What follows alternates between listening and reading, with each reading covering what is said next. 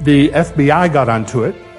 And so my friend got really intense with, okay, the trial's going to happen. I want to see this guy imprisoned and punished and all that kind of stuff.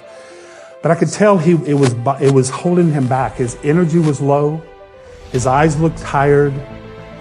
Nothing was happening in his life new because he was so focused on this guy's got to pay for what he did. Okay, and I just thought, okay, this is his process. Sometimes you say these things and sometimes you don't. And so the guy was convicted after a 3-day trial, and he'll be in prison for many, many years, 2 weeks ago. And my friend was so happy. He had to send this to everybody. And then when I saw him last week, his eyes were lit up. He was doing things again. His income had increased. He was out doing what he liked to do, taking pictures of architectural textures and things. But that was an example of when we're holding on to something from the past, it is holding us back from our present. I had a client I worked with years ago, and we're working with something in her life, and suddenly she said a key that she wasn't wanting to address. She said something about a 20-year problem with the family. And I heard, ooh, there it is right there. And I asked for permission. I said, well, let's go here. And so we did that, and I talked to her about forgiveness, and I recorded her a forgiveness cycle for her to listen to. And 3 days after listening to it, every day, I didn't know this about her body, but she said that she was driving to work, and she noticed that she turned her neck, which she had not been able to do for 15 years. She had to turn like this. And that morning on her way to work, she turned like that, and she went, I haven't done that in 15 years. Chiropractors, doctors, all of them couldn't get it moving.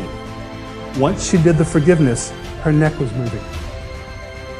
So what's that ailment in the body that's connected to some lack of forgiveness in the past? Things we have to look at. If we want to do this way, inspiration to manifestation, when we do that, it is achieving your desires in life through grace, ease, and trust. Versus the normal way of doing life is push it, make it, willpower, force it, go get it, right? That's the egoic way of doing things. That's the typical way we're trained to do it. But the way to bypass that and to rise above the fray of normality is to learn that way of listening to the inspiration, finding the resources from within, and trusting those. And as that monkey chatter's happen in the egoic awareness, just say, I'm not interested. I'm focused over here. Very, very powerful stuff.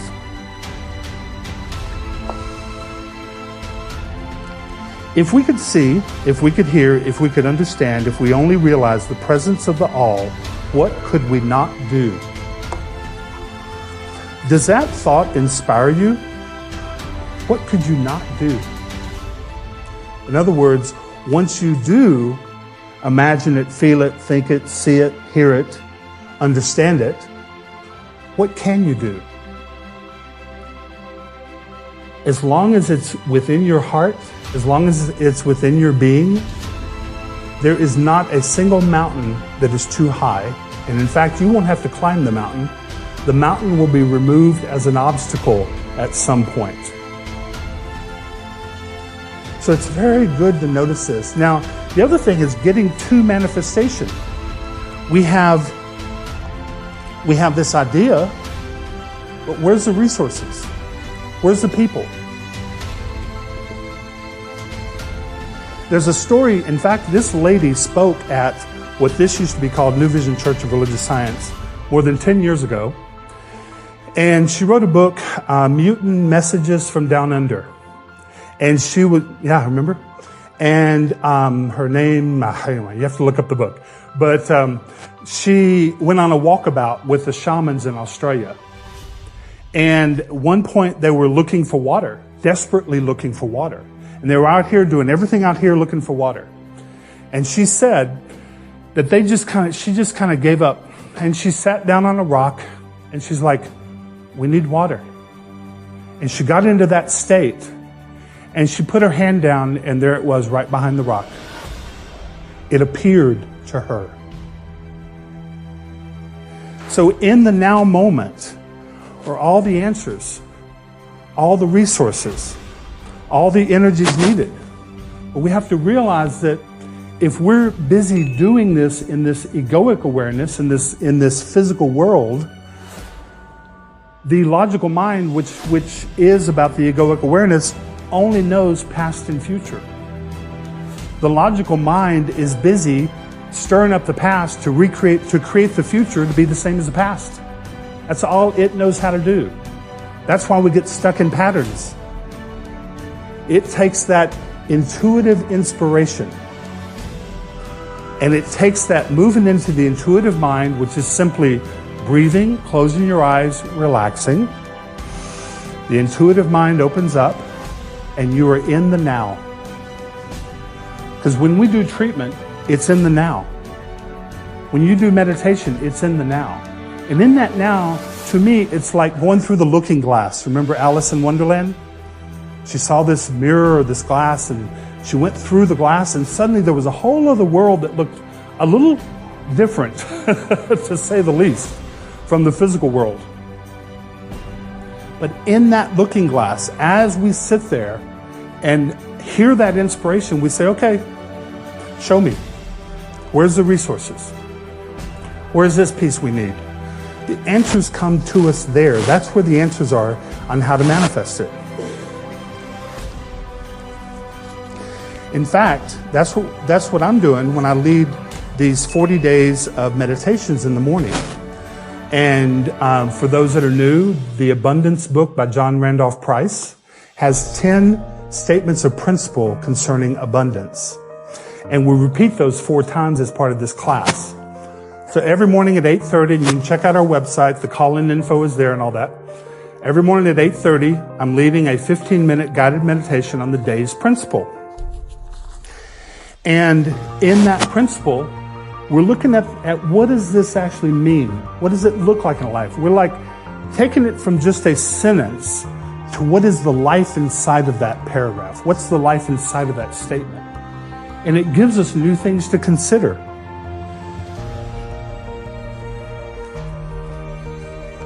And what I notice is as I'm doing these, and I'm sitting there meditating with everyone, and on one of the statements it says, my consciousness of the spirit within me, as my unlimited source, is the divine power. We work with the consciousness within us to recognize that. As we become more aware and more conscious about that divine activity within us is the abundance we seek, then we need to just become more aware of that divine activity within us. And our abundance will increase as our evolutionary understanding of that within us increases. That's how that works. So, it's a lot said, and I'd like, as we close here, I'd like for you to just consider, get in your mind, what is that inspiration you have? And take that deep breath in, and just agree with yourself that you're going to follow that inspiration no matter what that monkey chatter wants to say otherwise. That's what's important. Let's take this into treatment. If you'll allow your eyes to close, our spiritual mind treatment is for the newcomers, is a 5-step form of proactive prayer. So just go with this energy and just allow this energy to lift you. As Anne plays her music and I speak some words, as you take a full cleansing deep breath in,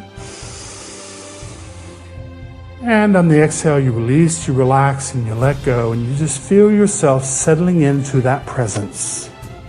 Settle into that presence. That is the essence of who you are. Let's hear a little bit more Celtic harp, if we can.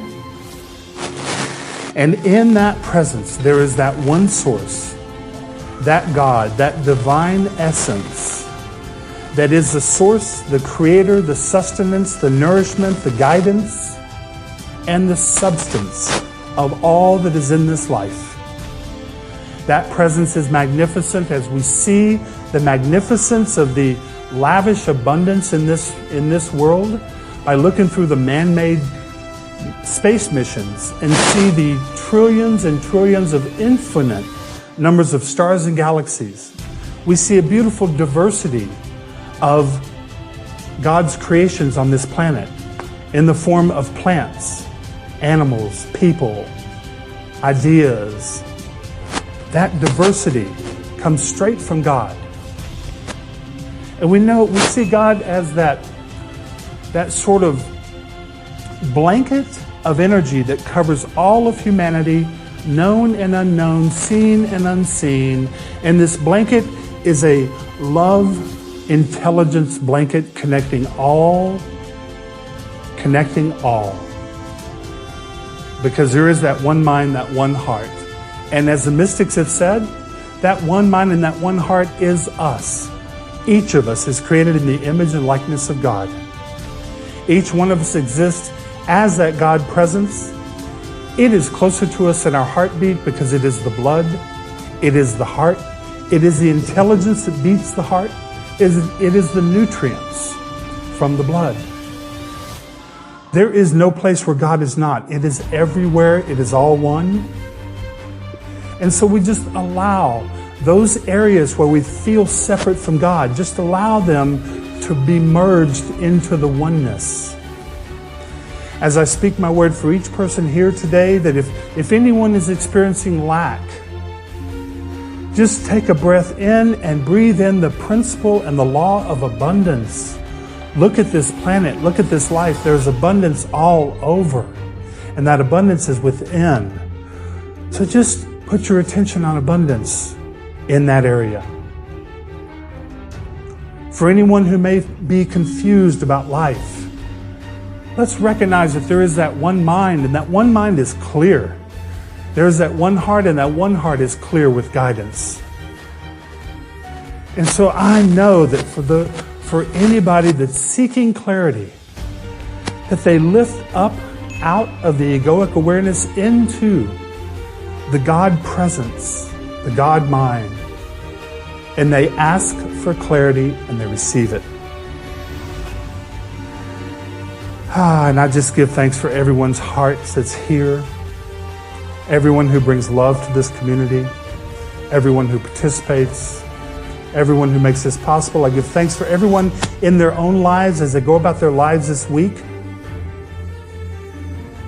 I know that each person is supported by God. In fact, is actively supported by this presence of God that is seeking to bring you your highest good. Each person opens up to that.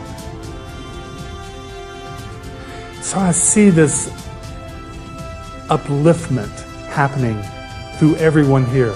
Everyone who hears this treatment, who hears this talk, who's a part of this community, past, present, and future, and everyone in this area feels that presence, feels that inspiration, is lifted up into their greatness, and knows that they are supported by all of life to receive their greatness, to achieve those desires. Because those desires are desires from God. Those desires are the desires that are heard from within, from that inspiring voice. And the path is laid clear. And the willingness to take the action and to change the internal self is so evident. And we realize it is a fun process. This is a process full of gratitude and joy.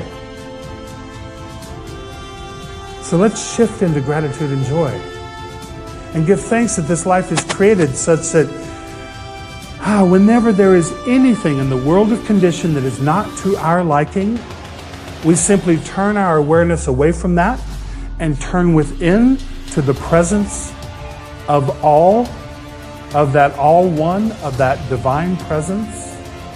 And we say, hey God, I'm not liking that so much. I want this. And we start causing it to happen because God always says yes. What a wonderful way this life is created. We have that free will. We have that free choice. So I give thanks for that. I give thanks for this community. I give thanks for every volunteer who makes this community possible. I give thanks for the unfolding presence for Austin Center for Spiritual Living to be that beacon of light that shows the